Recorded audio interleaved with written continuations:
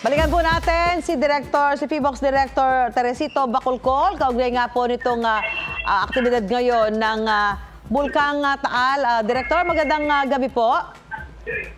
Yes, sir. Magandang gabi din po sa inyo, ma'am.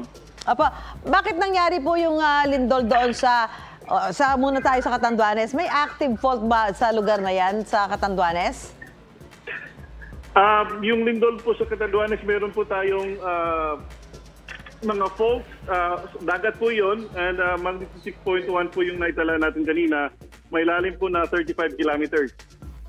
Director, may kalakasan po yung nangyaring lindol sa lupa. May pinsala bang naiulat doon sa nangyaring lindol? At sa ngayon po, may mga nangyayari pa hubang aftershocks? Ma'am, hindi ko po masyadong marinig yung question. May nangyayari pa po bang aftershocks at may mga naitalabang pinsala doon sa nangyaring lindol sa Catanduanes? Wala pa po yung naitalang aftershock po doon about sa paglindol kaninang umaga. Director, doon sa Bulkang Taal, may mga aktibidad ngayon, nakakailang phreatic eruptions at volcanic tremors na. Bakit ito nangyayari at ito ba'y magiging dahilan para itaas po ang alert level dito po sa Bulkang Taal? Kanina nagkaroon tayo ng phreatomagmatic eruption sa Taal at 4:21 to 4:32, and again, hindi pa po natin kailangang itaas yung alert level. We will assess this on a day-to-day basis.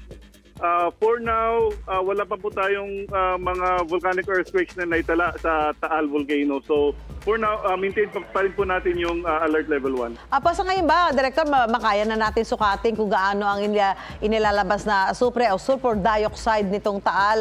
At ano po ang mga magiging epekto niya, lalong-lalo na po doon sa mga malapit sa bulkan, yung mga nasa paligid malapit po sa Bulkang Taal? Ma'am, pakiulit-ulit yung question. Halos hindi ko marinig po yun. Masusukat na ho ba natin ngayon kung gaanong ilang tonelada na ho ang binugang sulfur dioxide o asupre, at kung sakali po, ano po ang magiging epekto niyan doon sa mga taong nakatira sa paligid ng Bulkang Taal, Director?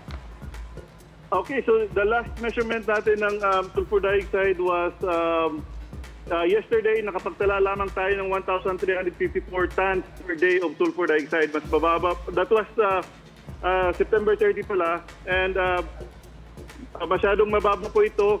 Again, kung i-compare natin with the past sulfur dioxide measurements na nakuha natin sa Taal Volcano. Okay, makikipag-ugnayan na lang kami. Maraming salamat po, PHIVOLCS Director Dr. Teresito Bacolcol. Magandang gabi po sa inyo. Salamat po.